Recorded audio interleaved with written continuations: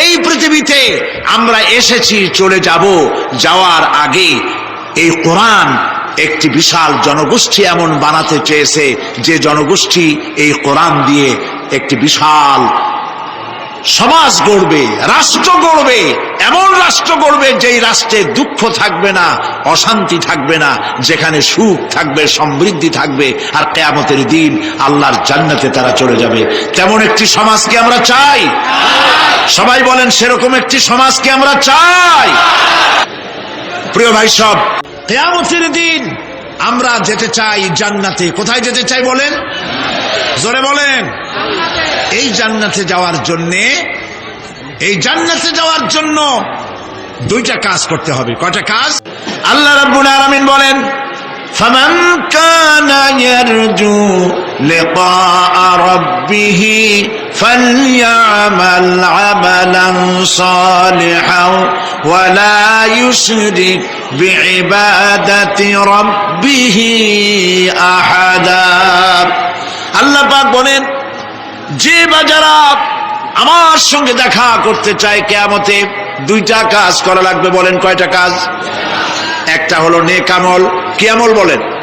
নেক আমল। নেক আমল কারে বলে? নেক আমল করতে হলে আবার দুইটা শর্ত লাগে। এক নম্বরে কাজটা করতে হবে আল্লাহরে খুশি করার জন্য। কারে খুশি করার জন্য? একটা মাদ্রাসা বানাইছি যাতে লোকেরা বলে যে বড় একটা মাদ্রাসা বানাইছে, এই জন্য মাদ্রাসা বানাবেন, মসজিদ বানাবেন, হসপিটাল বানাবেন, যা কিছু করেন নিয়ত হবে আল্লাহকে খুশি করা। নিয়ত হবে কারে খুশি করা? আল্লাহ পাককে খুশি করা। এই হলো নেক আমলের প্রথম শর্ত। কাজ হবে আল্লাহকে খুশি করার জন্য। দুই নম্বরে কাজটি হতে হবে সুন্নতে নববী সাল্লাল্লাহু আলাইহি ওয়াসাল্লামের উপরে। মনে থাকবে, দাড়ি রাখবো। কেন রাখবো? রাসূলের সুন্নত। রাখবো কারে খুশি করার জন্য? আল্লাহ খুশি করার জন্য। রাখবো কার মতো? রবীন্দ্রনাথের মতো, কার্ল মার্কসের মতো, কবির মতো নয়। রাখতে হবে কার মতো? নবীর মতো। বুঝে নেন, কাজটা হতে হবে আল্লাহকে খুশি করার জন্য। দুই নম্বরে কাজটা হতে হবে সুন্নতে নববী সাল্লাল্লাহু আলাইহি ওয়াসাল্লামের উপরে হতে হবে। তাহলে এই হলো এক নম্বর। জান্নাতে যাওয়ার জন্য, আল্লাহর সাথে দেখা করার জন্য এক নম্বরের কাজ হলো নেক আমল। বলেন এক নম্বরের কাজ কি? দুই নম্বরের কাজ ওয়ালা ইউশরিক বিইবাদাতি রাব্বিহি আহাদা। আল্লাহ রাব্বুল আলামিনের ইবাদতের সাথে কাউকে শরীক স্থাপন করা যাবে না। আমরা যারা মুসলমান, অধিকাংশ মুসলমান শিরকের ভিতরে মুবতালা হয়ে আছে। বিশ্বাস করেন কিনা বলেন? কাফেরেরা তো মুশরিক আছেই, ওরা তো মুশরিক আছেই, কিন্তু আমরা মুসলমানেরা আমাদের আমলের মধ্যে, আমাদের অজান্তে সবের নিয়তে অনেক শিরক আমরা করে বসি। নাউজুবিল্লাহ। বলেন নাউজুবিল্লাহ। এই জন্য আমি বারবার সতর্ক করি, নিজেকেও করি, আপনাদেরকেও করি। এই কারণে করি, শিরকের গুনাহ আল্লাহ মাফ করবেন না। ইন্না শিরকা লাযুলমুন আযীম। শিরক মস্ত বড় অপরাধ, জুলম, আল্লাহ মাফ করবেন না। আল্লাহর কাছে কাঁদতে কাঁদতে মাফ চাওয়া লাগবে যে আল্লাহ শিরক থেকে আমাকে রক্ষা করো, বাঁচাও। অনেক গোপন শিরক আছে। মাজারে যান, পীর সাহেবের কাছে যান, মনে যদি নিয়ত থাকে উনি ফু দিলে আমি ভালো হবই, উনি তাবিজ দিলে আমার বাচ্চা হবেই, উনি আমারে দয়া করলেই আমার ব্যবসায় উন্নতি হবেই, এইটার নাম শিরক। এটার নাম কি? ওয়াইজা সাআলতা ফাসআলিল্লাহ ওয়াইজা ইসতাআনতা ফাসতাইন বিল্লাহ। যা বলার আল্লাহরে বলো, আর যা চাওয়ার কার কাছে চাও? চিল্লায় বলেন। কলিজাটাকে পরিষ্কার করে যান আজকের মাহফিলে। এই কলিজায় কারো প্রতি কোনো ভয় রাখবো না আল্লাহ ছাড়া। ভয় করবো কারে বলেন? মহব্বত আল্লাহ ছাড়া, এত বেশি মহব্বত আর কাউকে করব না। আল্লাহ তাআলা আমাদের কলিজায় তোমার ভয় এবং মহব্বত দিয়ে ভরে দাও।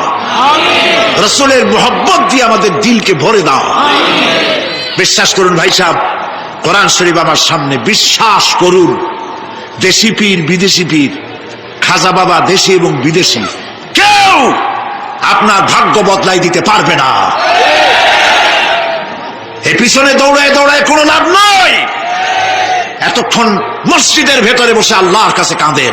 ওয়াকাল রাব্বুকুম উদউনি আস্তাজিব লাকুম। তোমার রব বলেছে আমারে ডাকো, আমি ডাকের সাড়া দিয়ে দেব। সুবহানাল্লাহ। আর আল্লাহ বলেছেন আমার ইবাদতের সাথে কাউকে শরীক করবে না। খবরদার। আলাইসাল্লাহু বিকাফিন আবদা। আল্লাহ প্রশ্ন করছেন আলাইসাল্লাহু বিকাফিন আবদা, আমি কি আমার বান্দার জন্য যথেষ্ট নই? চিল্লায় বলুন অবশ্যই যথেষ্ট। আবার বলেন অবশ্যই যথেষ্ট। কলিজা সাফ করে ফেলেন। সম্রাট শাহজাহান, দিল্লির সম্রাট, হাবিজাবি সম্রাট না, দিল্লির সম্রাট, এখন কোথায়? কবরের মধ্যে। কবি বলতেছেন শাহনে জাহাं को जिन्हें फक्र से देते थे बाज, शाहने जहां को जिन्हें फक्र से देते थे बाज, वाज कब्र में है सूरह अलहम्दु की मोहताज। সারা ভারতবর্ষ যারা ট্যাক্স দিয়ে নিজেকে সৌভাগ্যবান বলে মনে করত, সে আজ কবরের মধ্যে ভিক্ষুকের মতো সূরা আলহামদুর মতো একটি সূরার মুহতাজ হয়ে ভিক্ষুকের মতো শুয়ে আছে। সম্রাট শাহজাহান মসজিদে বসে আছে, এক ফকির ঘুরতেছে। লোকেরা কয় ছোটবেলা থেকেই তোমারে খয়রাত করতে দেখলাম, ভিক্ষা কি জীবনেও যাবে না তোমার? লোকটি বলছে আমি ভিক্ষা করবো ছাড়া আমার উপায়টা কি? এই লোকটি আমি ভিক্ষা করা ছাড়া করবো কি? লোকেরা তো আমার 60 টাকা 50 টাকা 100 টাকা দেয় না, 4 আনা 5 আনা 1 টাকা এই আমার দেয়, এ দিয়ে আমি বড় লোক হবো কেমন? বলছে আচ্ছা দেখো তুমি তো জায়গা মতো যাইতে পারো নাই, বাদশার কাছে যাও, এমন দেওয়া দেবে জীবনে আর খয়রাত করা লাগবে না। তো বাদশার কাছে কি খয়রাতি যাইতে পারে কোনোদিন? কয় হ্যাঁ এখন পারবা। কেমনে? কয় সম্রাট শাহজাহান এখন একা একা মসজিদে আছেন। তখনকার এসব বাদশারা অনেকে নামাজি ছিলেন, দিনদার ছিলেন। ফকির দরজার কাছে দাঁড়াইয়া দেখতে পাচ্ছে কেউ নাই, দেহরক্ষীরা দূরে দূরে দাঁড়ানো।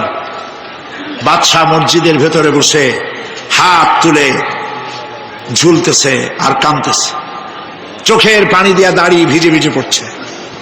এই দৃশ্য অনেকক্ষণ দেখলো ফকির। কিছুক্ষণ পর সম্রাট শাহজাহান মসজিদ থেকে বেরিয়ে আসছে। ফকির বলছে আসসালামু আলাইকুম হুজুর। তিনি বললেন ওয়ালাইকুম আসসালাম, চলে গেল। বাদশা বলল আমার কাছে তো কেউ আইসা কিছু না চাইয়া তো যায় না, এরে দেখলাম খয়রাতির মতো কিছু চাইলো না, বেটা ভয় করলো নাকি? আমি এদিকে আসো। আসছে। ভয় পাইছো? কয় না ভয় পাইনি। তো কিছু যে চাইলে না? ফকির বলছে জাহাপানা সত্যিই কিছু চাইতে আসছিলাম, তারপর চাইলে না কেন? ফকির বলছে জাহাপানা সারা জীবন ভিক্ষা করেছি, আর আজ দিল্লি সম্রাটের কাছে বেশি পাওয়ার লোভে এসেছিলাম, কিন্তু আপনার দশা দেখা আমার জ্ঞানের চোখ খুলে গেছে।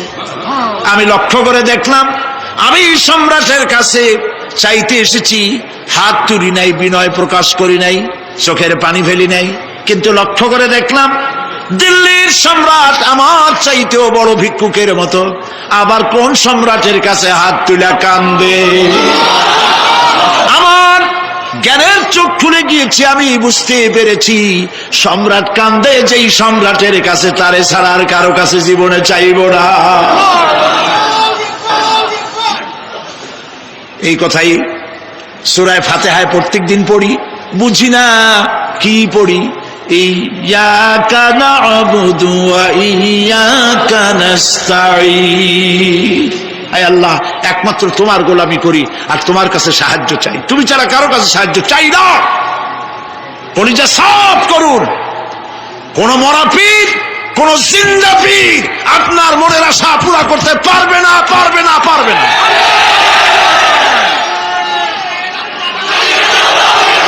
আর আজ থেকে কোন মাজারে টাকা দিবেন না, পয়সা দিবেন না, আগরবাতি দিবেন না, মোমবাতি দিবেন না, গোলাপ পানি দিবেন না। কারা কারা দিবেন না হাত উঁচু করে দেখা।